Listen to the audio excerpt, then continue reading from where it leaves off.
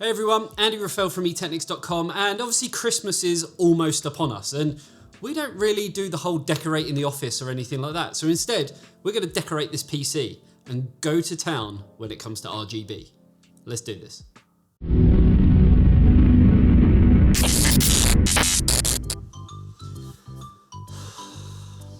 I wish these files would transfer faster. Come on! Whoa, is that the FireCuda 510 NVMe drive with its blistering fast speeds of 3450 megabytes a second read, 3200 megabytes a second write, and capacities of up to 2 terabyte? I can have these files transferred in no time. And if I'm looking for the ultimate performance, I can even get the 4th generation FireCuda 520. I better check the link in the description to find out more details. So for anyone who maybe hasn't seen any of our PC builds in the past, we try and build as much of the computer as we physically can outside of the actual case itself. Now you will see that we've kind of tried to stick quite, I guess, brand specific with this. So we have gone Gigabyte motherboard, Gigabyte graphics card.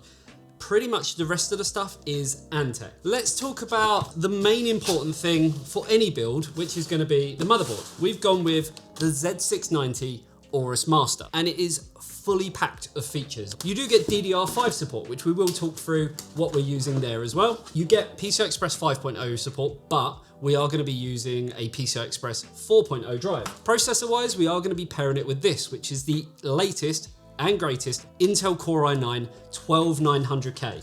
So with this, we do end up getting a few things like efficiency cores, performance cores, all that kind of stuff that basically means it's going to be able to handle any task that you throw at it, whether it be gaming, whether it be rendering workloads, whether it just be opening up a few simple Chrome tabs, because we all know kind of how demanding that can be. Now let's talk about storage. Like I mentioned, this motherboard does support PCI Express Gen 5 or 5.0, but they don't exist. So instead, we are going to go with pretty much the fastest drive you can physically get on the market, which is the Seagate FireCuda 530. This is a 2 terabyte NVMe SSD, and we're going to get blistering fast speeds. We're talking 7,300 megabytes a second on the read speed, talking close to 7,000, about 6,800 on the write speeds. Obviously, to put it in there, we do need to take off the heatsink, and that is where the shameless plug comes in. As always, eTeknix PC Maintenance Toolkit. Everything you need to build, repair, and maintain your PC. Available on store.eteknix.com, so definitely go and check that out. So, taking off the screws, we can actually then take off the heatsink above, and we can look to put our drive into place. You can then screw it down and continue to put the heatsink back on top. So, drive is in, and everything still looks the same because you physically can't actually see the drive. Next up, let's talk about memory and DDR5. I know it's extremely difficult to get hold of it at the moment, but this is what we're using. This is the Corsair Dominator Platinum RGB. So this is 2 sticks, it's DDR5, it is 32 gig, and speed-wise, it's 5,200 megahertz. So this isn't for the faint-hearted, but I'm going to be honest with you, when it comes to DDR5 compared to DDR4, there isn't really much in it at the moment, apart from bragging rights. So, you know, 5,200 megahertz, woohoo. So this is what the actual modules look like themselves. So they look like your typical Dominator Platinum RGB, and we're going to put it into slots 2 and 4. So everything is basically done as far as we can physically do on the motherboard. We've got our memory in there, we've got our 2 terabyte NVMe drive, and we've obviously got our 12900K in there. Now, putting that to one side, we need to look at preparing our case. We're going RGB, so any fans that are in here, they've got to come out. This is the Antec DF800, but clue's kind of in the name. DF means dark fleet, so no RGB. That's about to change. So taking the original fan out, which this case does come included with one single 120mm rear fan, yeah, we're just going to put that to one side because we are going to kit it out with these. These are the Prism 120 ARGB fans, and we have actually got 2 kits. So basically what I'm thinking is populate the case as much as we physically can.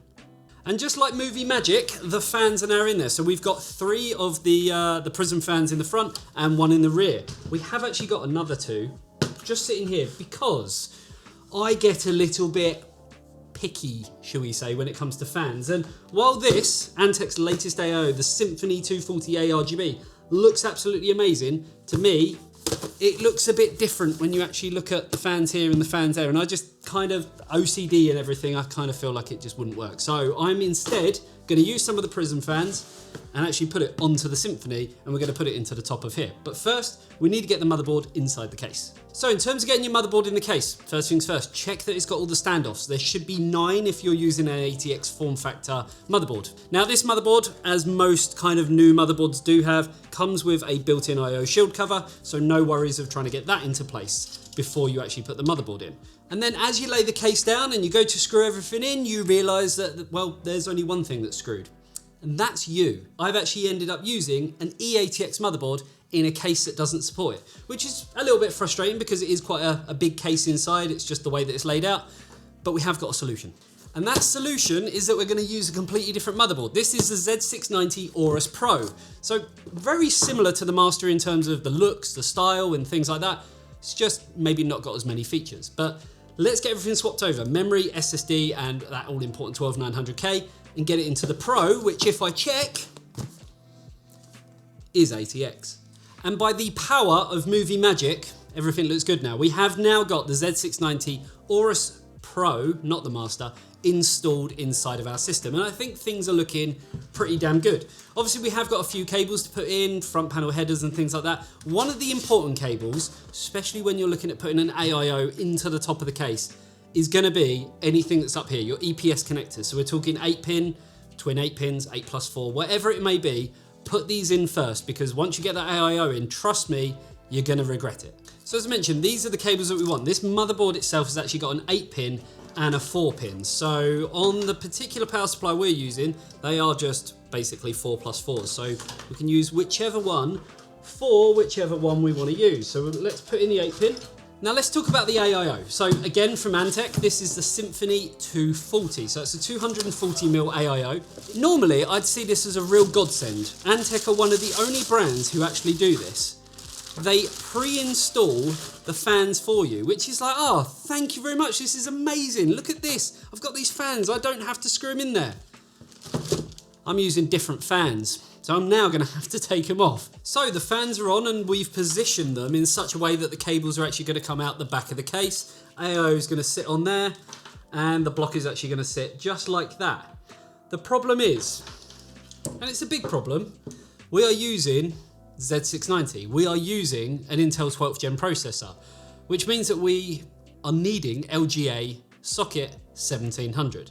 The big issue there is when you look on the box and what it actually supports, which is somewhere around here, it doesn't support LGA socket 1700.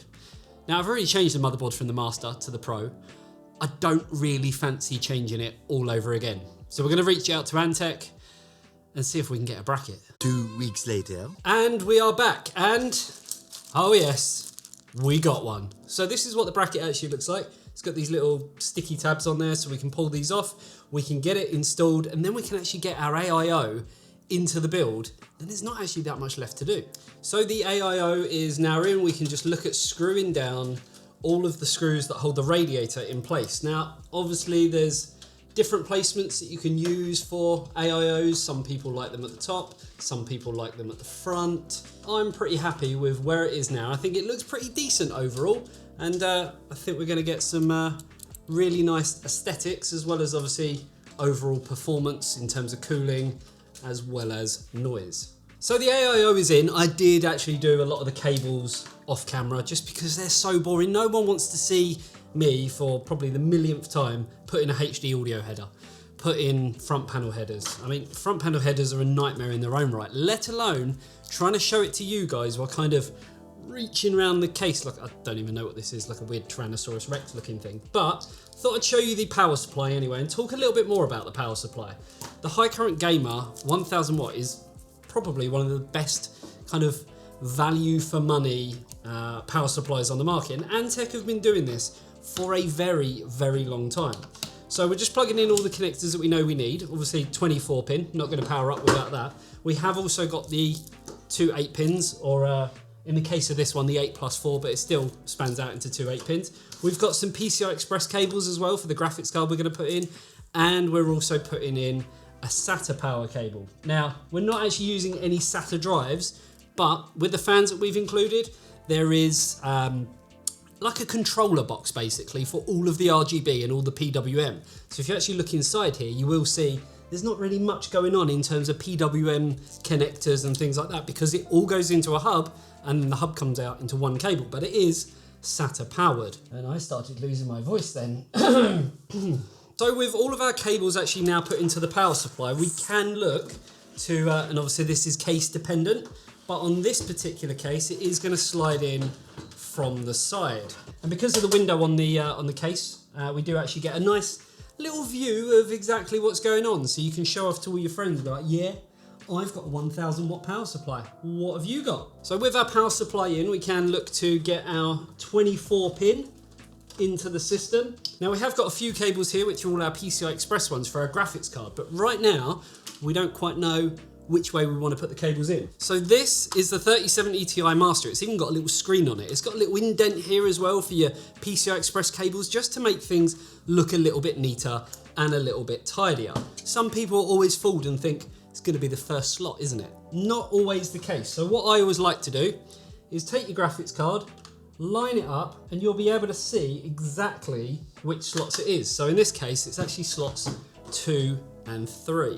So once we've actually got the expansion slots out, we can then look at lining it up, pushing it in, and if all goes well, it would sit there and we can screw it back down into place. Now, one other thing I actually really like about this power supply is the PCI Express cables that are connected. They're 3 independent cables. They don't have little pigtails coming off of them, which makes my life so much easier with trying to just make this look the best it physically can. So we can put them in and then we can just pull the cables back through, make it look a little bit neater, a little bit tidier, and then we can always just cable tie this together with an eTeknix cable tie, available on store.eteknix.com. So with the cables in place, everything is looking as it should. The question is, does it power on? That is the all important question, and I do doubt myself sometimes, but that's mainly down to the fact of when you have monumental amounts of RGB, it just means you have a lot more cables. But admittedly, on this build, because of the hub, which I can't really show you because it is kind of tucked at the back and you guys don't want to see spaghetti junction back there, but it does make things a lot easier. There is one thing that we do need to do, which I know you guys are into. You're all sick, you're all kind of, you know, a little bit deranged in the head, but for some reason you like this. I admit, I kind of like it too. When it comes to most builds, especially ones that have lots of RGB fans, I'm normally a little bit like, oh, when it comes to the cables. This was actually a dream. The case was a decent size, and that addition of the hub and being able to daisy chain some of the fans together just made my life so much easier. For anyone who's not actually seen a build video before, you will notice it will probably power cycle. So I'm waiting now for people to be like, oh, I'm going to comment because it turns itself off straight away. That's just kind of what it's meant to do. But see, power cycle 1, power cycle 2, and then it's actually going to boot. Now, you will also notice the fans, the microphone might be picking it up a little bit. That's because it is going through the hub, then going through to the motherboard. All you've got to do is go into the BIOS, set a silent profile or set a different fan curve, and they will just all kind of come down a little bit. Yeah, really happy with everything. So now all we've got to do is install Windows on there, download some of the latest games, and actually test it and see what the combination of the Alder Lake processor and this beast of an RTX 3070 can do. So yeah, let's do this. So first game up that we're testing is Dirt 5. We are at 1440p. We have the settings basically cranked to the max. We are on ultra high settings. We've got ray tracing on as well. Everything looks visually amazing. I mean, just the puddles and the water and everything. Me being sixth now, maybe not so amazing, but trying to talk while you play games is, you know, never easy. We are getting 80 frames per second, 83, 85. I mean, visually in this game, there is a lot going on, but we are up to sort of 92, 101 frames per second, depending on the part of the scene that we're actually in. Still coming in at 5th, really not doing that well in this game, but the 3070 Ti is really holding up with that 12900K, 106 frames per second. So next game up to test is going to be Doom Eternal. Anyone who hasn't played it yet, it is extremely, and I mean extremely well optimized. So let's get into it. This is just a save game point that I've been using. We are at 1440p, ray tracing is on, DLSS is on balanced mode. What else have we got on? Ultra Nightmare. So we are on max settings on this. and we are getting 70, 80 frames per second. I am actually getting destroyed a little bit now. This is pretty much a carnage kind of title. So like I say, if you haven't played it yet, definitely do it. It is just nutty, really, really nutty. But all in all, 1440p, 80 frames per second. Can't really complain at that. So next up is Far Cry 6. I haven't actually played this game properly yet, and the problem is I have no idea what's going on, got no sound, but let's talk about the settings. We're at 1440p, we are on ultra settings, we've got ray tracing, shadows and reflections on, and we're getting 91 frames per second. Admittedly, not much is going on, but I mean, you can see how good this game actually looks, and I actually really should get into this game and see what it's all about, because it looks amazing. Apparently the storyline's pretty good. I am a Breaking Bad fan as well, which obviously the main character is based off Gustav Fring. Is it Gustav? Yeah, I think that was his name. But either way, 92 frames per second. Not bad overall. Obviously with a little bit of action, a little bit of firefight, this might get down to sort of low 80s. Still more than enough for you know, a comfortable gaming session. So lastly, Godfall. Anyone who hasn't actually played this game, pretty decent game. You just go around with a sword. Kind of reminds me a little bit like Dynasty Warriors. The lighting effects in this game though are absolutely amazing. As you can see, there's just so much kind of visually going on.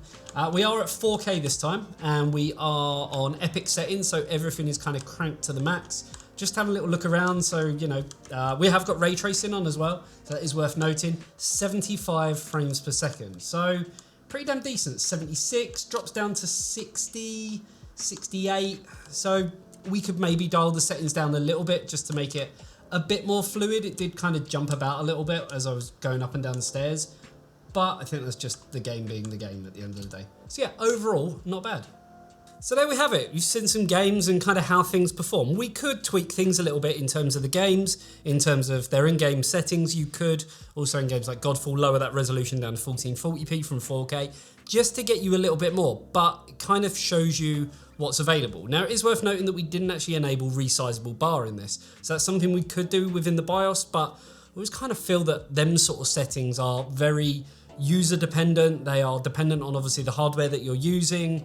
So some people are going to have that facility, some people aren't. What I set out to do was build a rig that was pretty well balanced with the parts that we were going for. 3070 Ti Aorus Master from Gigabyte. We've got the 12900K from Intel, DDR5, the latest obviously Z690 motherboard, and all the crazy RGB and everything else from Antec. The 1000 watt power supply, so we do have that facility to kind of, you know, have a little bit of an upgrade path at a later date as well.